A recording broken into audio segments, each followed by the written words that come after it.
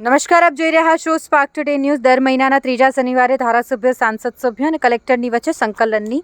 જિલ્લા સેવા સદનની કચેરી ખાતે બેઠક મળે, જેમાં વાઘોડિયા ધારાસભ્ય ધર્મેન્દ્રસિંહ વાઘેલાએ પોતાના મતવિસ્તારના પ્રશ્નોની લઈને પણ રજૂઆત કરી હતી। તેમણે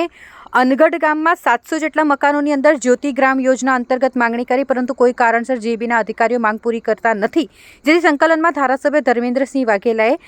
બાહેધરી આપવામાં આવી કે આ કામ વહેલામાં વહેલી તકે પૂરું કરવામાં આવશે। સાથે બાજવા અને દશરથ બહુ મોટા ગામો છે, જેમાં પીવાના પાણીની ટાંકીની હાલત જર્જરિત હોવાથી તેને નવીન બનાવવામાં આવે, તેમજ હાલમાં દિલ્હી મુંબઈ નવો એક્સપ્રેસ હાઈવે બની રહ્યો છે, જેમાં શેરખી સહિતના ગામો આવેલા છે। ખેડૂતો અંદરો અંદર ઝઘડો થતો હોય, તેથી તેઓની માપણી સરખી થાય અને આ પ્રાંત અધિકારી પાસે આ પાવર હોય, તેથી એક પરિપત્ર બહાર પાડી તેનું નિરાકરણ આવે। સાથે સોખડા ગ્રામ પંચાયત રેવન્યુ ભરવા જવું પડતું હોય, તેથી તેઓને ત્યાં જવું ન પડે તે માટેની પણ તેમણે રજૂઆત કરી હતી। સંકલનની બેઠકમાં આજે મારા વિસ્તારના અનગઢ ગામમાં 700 જેટલા મકાનોની અંદર 24 કલાક જ્યોતિગ્રામ યોજનાની લાઇટ ઘણા સમયથી લોકોની માગણી હતી, પરંતુ કોઈને કોઈ કારણસર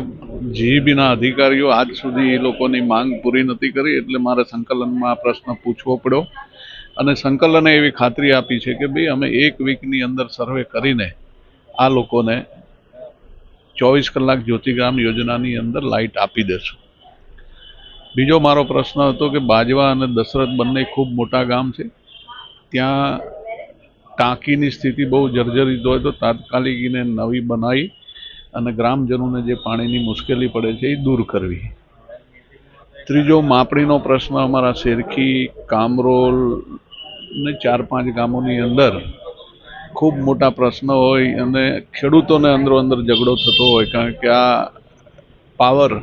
પ્રાંત પાસે હોય ને નિર્ણય લેવાતો નહોતો, એટલે આજે એ પણ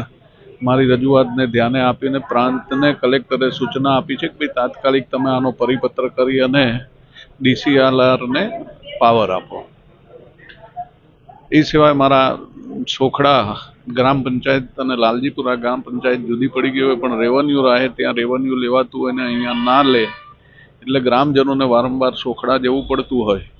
એનો પણ આજે કલેક્ટરે સૂચના આપીને એ પ્રશ્નનો પણ નિરાકરણ આપવાની ખાતરી આપી છે। આથી જે કંઈ નાના મોટા બીજા પ્રશ્નો હતા એની અંદર પણ આવતી સંકલન સુધીની અંદર અમે તમામ પ્રશ્નોનું નિરાકરણ લાવશું એવી ખાતરી આપી છે અને મને આશા છે કે આવતી સંકલન સુધીમાં આ બધા પ્રશ્નોનું નિરાકરણ આવી જશે।